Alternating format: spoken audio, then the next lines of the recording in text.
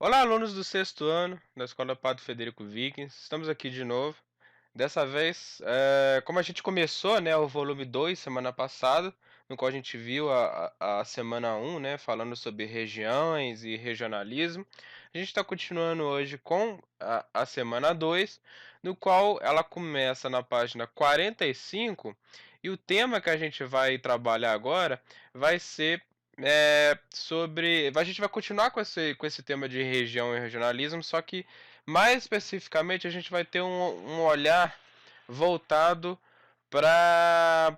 Primeiro, na busca do que tem diferente relacionado a região, a características da nossa região de Minas Gerais, só que da forma que a gente usa, do que a gente pode usar isso para fazer turismo, por exemplo.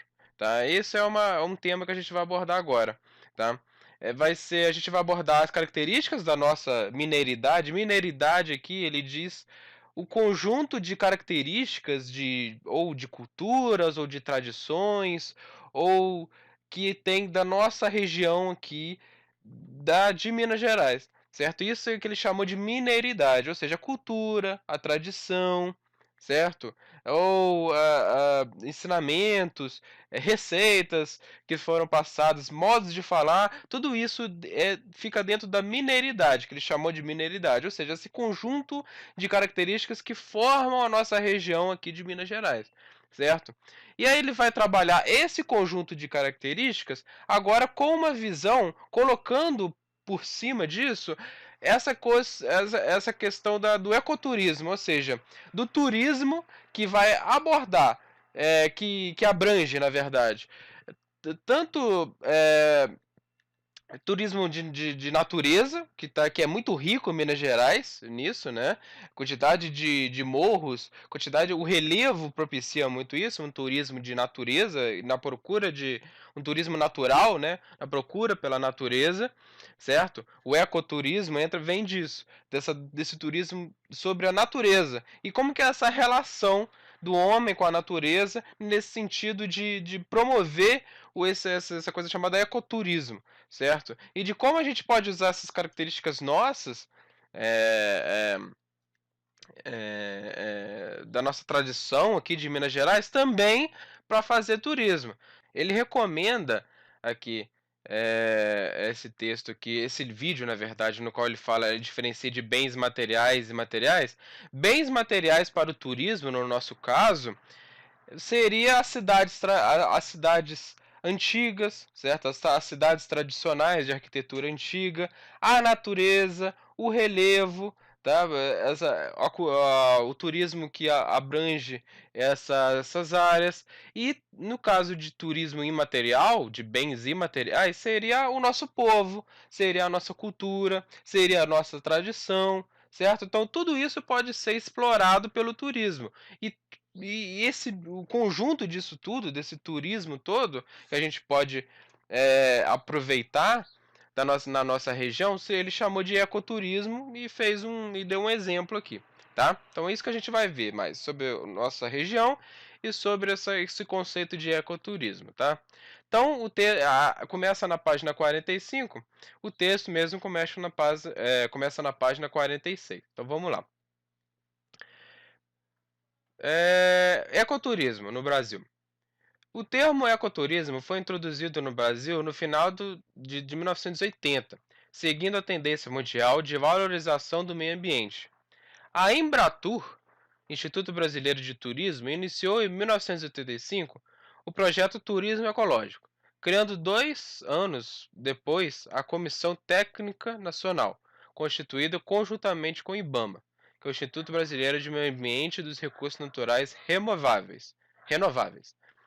Primeira iniciativa direcionada a organizar o segmento do ecoturismo, né? O que acontece, gente? No final dos anos 80 e começo dos anos 90, se tinha uma preocupação no mundo muito grande sobre essa questão de da gente estar usando demais, né? A gente está explorando demais a natureza, certo? Tinha uma preocupação muito com relacionado a que hoje ainda tem de certa forma, mas antigamente tinha bem mais, principalmente nessa questão política, sobre aquecimento global, sobre desmatamento de florestas, liberação de gases na atmosfera pelas fábricas. Então se tinha uma preocupação muito grande relacionada a isso, e em relação a como que a gente está explorando em demasiado, né, explorando mais do que deveria a natureza. Então a gente começou um debate de como construir uma economia sustentável, uma economia que não explorasse tanto da natureza, ou pelo menos eh, diminuísse isso, de certa forma, certo? Uma economia que não seja exploratória, mas que cresça junto, mas também utilizando a natureza, mas eh, que sem explorá-la, vamos dizer assim. Isso é meio que impossível, mas criou-se esse debate na época. E um desses conceitos que veio foi essa questão de como a gente utilizar a natureza para o turismo.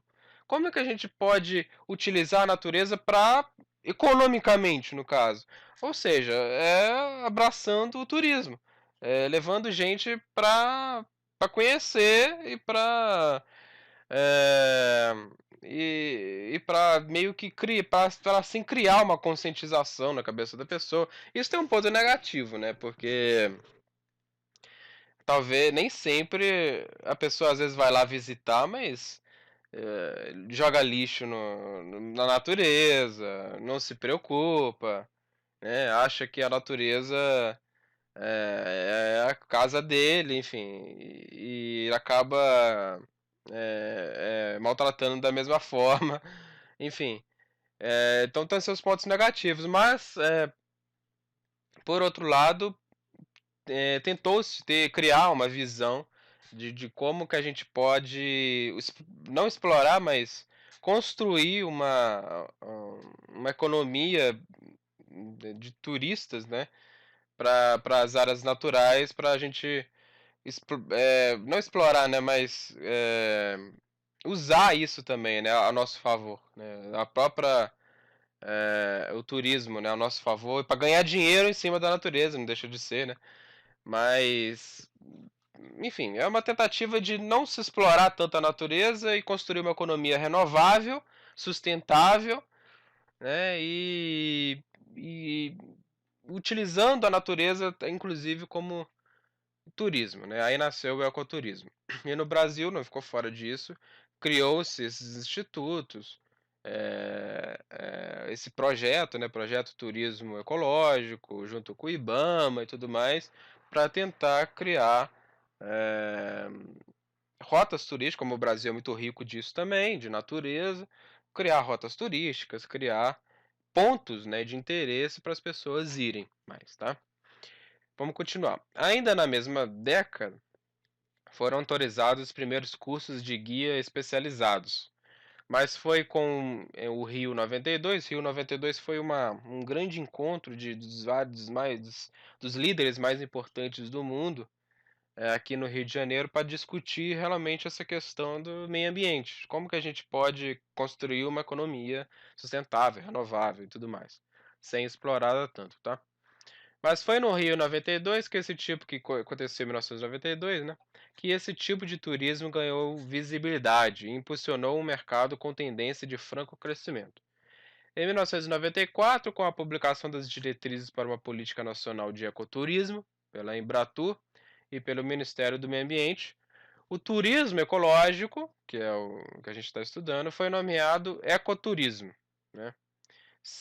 Segmento da atividade turística que utiliza de forma sustentável, pelo menos em teoria, o patrimônio natural e cultural.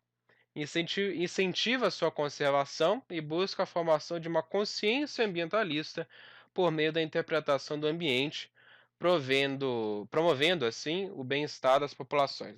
Isso aqui a gente está na teoria, né? A gente está isso seria, claro, no tópico, né? Dentro da teoria, dentro do tópico, né? Seria isso, né? A ideia seria a gente construir um turismo natural, né? Um turismo ecológico, para as pessoas irem visitar essas áreas naturais, esses pontos turísticos naturais, né? E a partir dessa construir nessas pessoas uma relação diferenciada em relação a uma relação mais sustentável em relação à conservação, né? Buscar que eles criem uma consciência ambientalista através dessa relação, né? E a partir dela, tentar promover um bem-estar, promover que a pessoa não maltrate tanto a natureza. Enfim, isso é na teoria, isso é no utópico, dentro da ideia que se tinha nessa época, era isso, que através do turismo ecológico a gente podia mudar a cabeça das pessoas. Só que na realidade não é bem assim, certo? Algumas pessoas podem até mudar de opinião, mas às vezes a pessoa mantém a sua relação de degradação com a natureza, mesmo se for nesses locais, certo?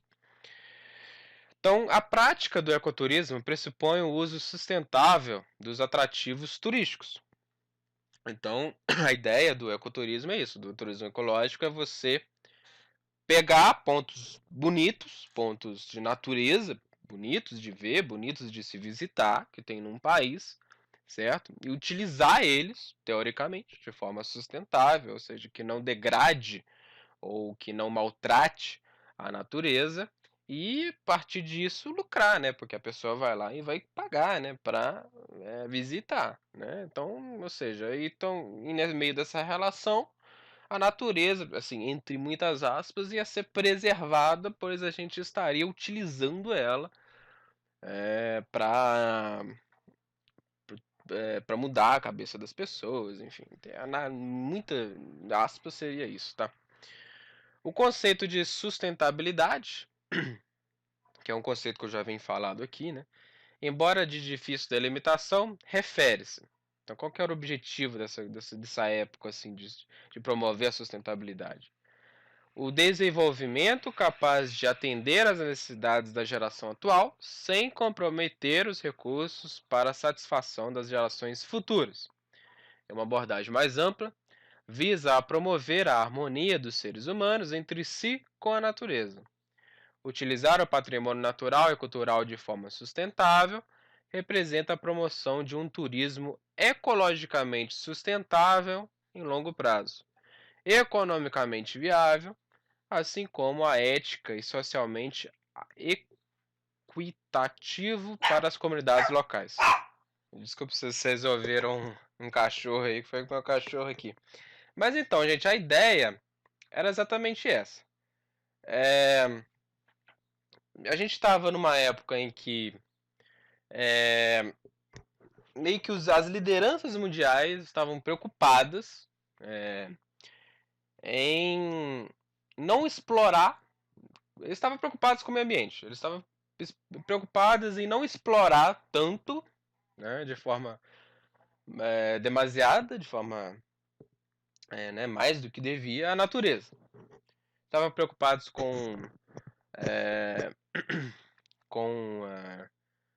o efeito estufa, estavam preocupados com a mudança da temperatura, com o aquecimento global, com a liberação de gases, com o desmatamento, né?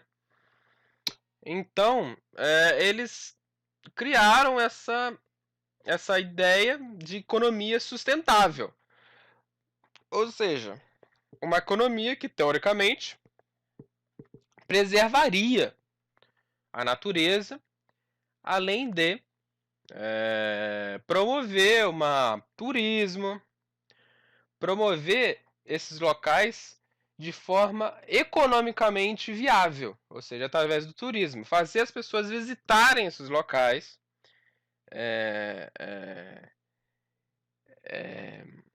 para que a partir delas mudassem teoricamente a cabeça das pessoas e fizessem elas ter uma consciência mais ecologicamente sustentável, assim, né? Então, a ideia seria meio que essa, na teoria, lógico, tá? Então vamos continuar. Exige a integração ao meio ambiente natural, cultural e humano, respeitando a fragilidade que caracteriza muitas destinações turísticas. Incentiva a conservação do patrimônio natural e cultural e busca de uma consciência ambientalista pela interpretação do ambiente. Esse tipo de turismo pressupõe atividades que promovam a reflexão e a integração do homem em ambiente, em uma inter-relação vivencial com o ecossistema, com os costumes e a história local. Deve ser planejado e orientado visando o envolvimento do turista nas questões relacionadas à conservação dos recursos que se constituem patrimônio. Então a ideia é, além do turismo natural, gente, entra aí o turismo cultural, ou seja, de cidades com arquitetura tradicional, ou que tenha ou uma igreja do século XIX, ou teatros, né, também, né, tudo que foi construído no século, a partir do século XIX, XVIII, enfim. Então, tinha essa ideia de preservar esses locais, usar eles turisticamente, além da própria natureza, usar economicamente a natureza para promover eh, o turismo e a partir dele mudar, teoricamente, a cabeça das pessoas, certo?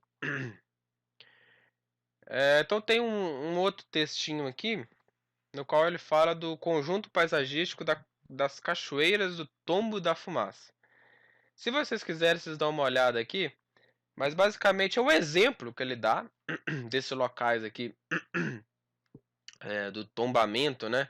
Tombamento, gente, é quando o governo vai lá e, é, e fala que uma construção é, é, ou um ponto turístico natural, ninguém pode mexer, certo? É um tombado pelo governo, assim, ninguém pode mexer ali porque é histórico, tá? Basicamente é isso. E ele fala desse conjunto paisagístico de cachoeiras do Tombo da Fumaça, é, que foi aprovado em 1999, que tem um conjunto de formações geológicas do rio, no rio Jequitinhonha, enfim, conta um pouco da história, certo? Que se vocês quiserem dar uma lida, vocês fiquem à vontade aqui, como questão de tempo, eu não vou entrar em detalhe. Mas uma coisa que é interessante é esse aqui tem um link de um vídeo no qual ele fala, se vocês quiserem só vocês clicarem, dessa questão de bens materiais e imateriais, né? Bens turísticos no caso, né? Como eu estava falando antes, bens materiais entram aí, ou a própria natureza, certo? Ou é, é, casas, né? Arquitetura de cidades tradicionais, Ouro Preto, Tiradentes, também entra como um recurso, né? Um bem material que pode ser usado turisticamente, né? E bens imateriais seria a nossa cultura, a cultura aqui da nossa região. No, Aqui, quando ele foi falar, começar as atividades, tem um textinho aqui, que é Patrimônio Imaterial de Minas Gerais, no que ele explica, ele dá exemplos do que seria essa cultura, essa tradição e tudo mais. Aí mais pra frente eu falo pra vocês. Mas esse vídeo é bem interessante para vocês darem uma olhada, certo? Para vocês entenderem melhor a, a matéria. Então vamos para as atividades? Agora é hora de ter esses conhecimentos, fala que você pode pesquisar mais e tudo mais, tá? Número 1. De acordo com a leitura inicial, quais são as principais semelhanças e diferenças entre turismo e ecoturismo? Existe alguma atividade semelhante no lugar onde você mora? Gente, é só vocês falarem para mim o que é ecoturismo. Eu cansei de falar aqui, ó, turismo ecológico. Foi nomeado ecoturismo, atividade turística de forma sustentável, né? Prática, ecoturismo pressupõe o uso sustentável dos atrativos turísticos. O diferencial de um turismo, do ecoturismo e um turismo normal é que pressupõe o uso sustentável desse local, ou seja, sem denegrir. Desculpe. Vai ter uma série de regras para você não maltratar a natureza, certo? De você não usar a sua natureza ao seu favor, você não pode tocar, você ou determinadas espécies, sei lá, enfim, não pode explorar, enfim. Então, a diferença do ecoturismo é isso, ele promove um uso sustentável desse local, certo? Desse local específico que está usando como turismo natural, enfim, ou cultural, certo? Promove uma sustentabilidade. Essa é a diferença primor entre um turismo normal e um ecoturismo. Mas para vocês responderem bonitinho aqui, dá uma olhada nessa parte aqui, vocês vão conseguir construir uma resposta mais satisfatória, tá? Então, número 2. Chegou aqui onde no texto que eu queria para vocês dar uma olhada. Olha lá. Patrimônio imaterial de Minas Gerais. Como eu disse, material é o quê? Natureza, pontos geológicos, né? Que eu falo de relevo, ou de locais bonitos, cachoeiras, né? Que tem muito em Minas Gerais. Cachoeiras, por exemplo. Certo? Lugares bonitos de ver, natureza mesmo. Tá? Isso tudo é material, tá? Pontos turísticos de cidades tradicionais, construções tradicionais, arquitetura tradicional, de casas tradicionais, igrejas, teatros. Desculpa. Isso tudo é material, certo? É coisa material. Agora, imaterial seria a cultura, tradições, certo? Que você não toca, você sente, né? Você ouve, você faz parte disso. Vou ler melhor aqui para vocês entenderem. De acordo com o Instituto Estadual do Patrimônio Histórico e Artístico de Minas Gerais, os bens culturais de natureza imaterial são aquelas práticas e domínios da vida social que se manifestam em atividades, ofícios, os seus modos de fazer, celebrações, expressões teatrais, plásticas, musicais ou lúdicas. Desculpa.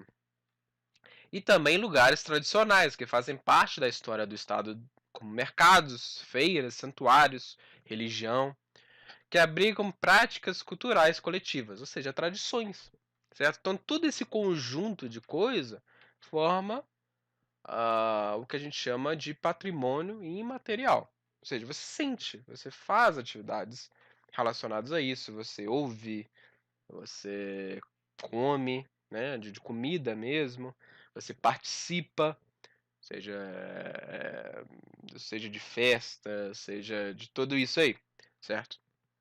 Então ele dá exemplos aqui, ó, 7 exemplos de Minas Gerais aqui, ó. Modo artesanal de fazer queijo Minas, queijo de Minas, bem tradicional de Juiz de Fora, uma comida, nas regiões do Cerro e da Serra da Canastra e do Salitre, certo? Ou seja, um queijo Minas é bem característico de o queijo Minas é bem característico de Minas Gerais. O pão de queijo também, certo? Tudo são comidas tradicionais de Minas Gerais, que tem um modo de fazer, esse modo de fazer é um patrimônio imaterial de Minas Gerais. O toque dos sinos em Minas Gerais, São João del Rei, Congonhas, Ouro Preto, Mariana, tudo isso são cidades tradicionais, cidades históricas. Diamantina, Sabará, Tiradentes. Ofício de Cineiro, São João del Reis, Congonha, Ouro Preto, Mariana, são cidades tradicionais, total. Folia de Reis, uma festa, certo? Que entra no meio também, de uma coisa imaterial. Moda artesanal de fazer o queijo da região do Cerro.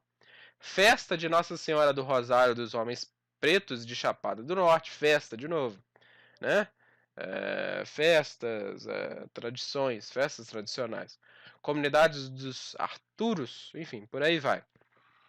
Aí ele pergunta: você conhece ou participa de alguma dessas? É mais uma pergunta pessoal. Alguma dessas 7 atividades, características como patrimônio imaterial do nosso estado?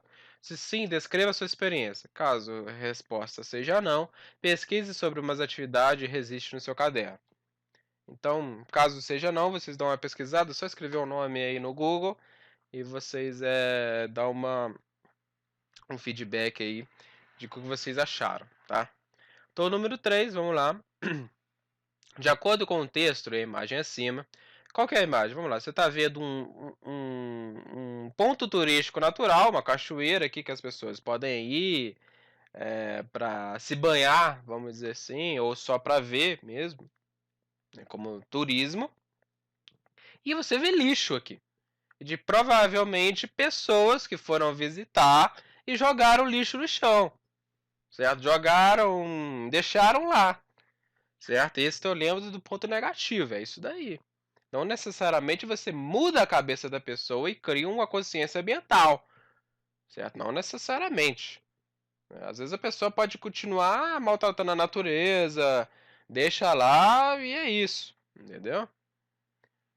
De acordo com os textos acima, quais são os pontos positivos e negativos na prática do ecoturismo?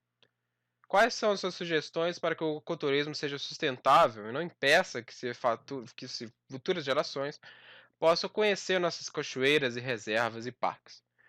Pontos positivos, você pode voltar lá no texto lá, gente. Falar dessa relação diferenciada com a natureza, promovendo a sustentabilidade, tentar mudar a cabeça das pessoas e tal. E ponto negativo, a imagem só diz por si só. Pontos negativos, lembra do lixo, lembra do que as pessoas mal educadas podem deixar lá e podem fazer nesses locais, sem ver a natureza, sem se preocupar com a natureza que estão ali, entendeu? Lembra disso. O que pode fazer? O que o governo pode fazer em relação a isso? Pode colocar regras, leis, enfim, N coisas. Patrulhar, fazer, dar multas, enfim, N coisas podem ser feitas. Enfim, constrói um texto aí pra mim. Agora, atividade 4 e 5. Cite as principais, você tá vendo um mapa aqui, ó, mapa do Parque Nacional da Serra da Canastra, que foi criado em 72, de 715 metros quadrados. Altitude de 500 a 1.496 metros. Então, é um parque, certo? Que explora, não explora, né? Mas que usa um ponto turístico, um ponto natural, certo? Um local bonito, tem um relevo bonito, que tem uma geologia bonita, que você vai lá ver, certo? Então ele está perguntando, e aqui tem um mapa desse local. Cite as principais cidades mineiras que compõem o Parque Nacional da Serra da Canastra. Vocês estão vendo esses pontos amarelos aqui, ó? Ponto amarelo, ponto amarelo, ponto amarelo, ponto amarelo, ponto amarelo. Tem pontos menores e os maiores. Pega esses pontos maiores aqui e só escrever o nome das cidades, certo? Vocês vão conseguir achar aí. E pesquise o motivo que torna o queijo da canastra um dos patrimônios imateriais de Minas Gerais. Então vocês vão lá no Google e escrever queijo canastra e vai ver o porquê desse queijo, o que tem de diferente nesse queijo, certo? Então é isso, gente. Essa é a semana 2, espero que vocês tenham gostado. Semana que vem a gente continua aí, tá? Bem tranquilo, tá? Não tem nada de complicado nisso daqui, tá? Vocês conseguem fazer numa boa, beleza? Então até a semana que vem, até a próxima aula.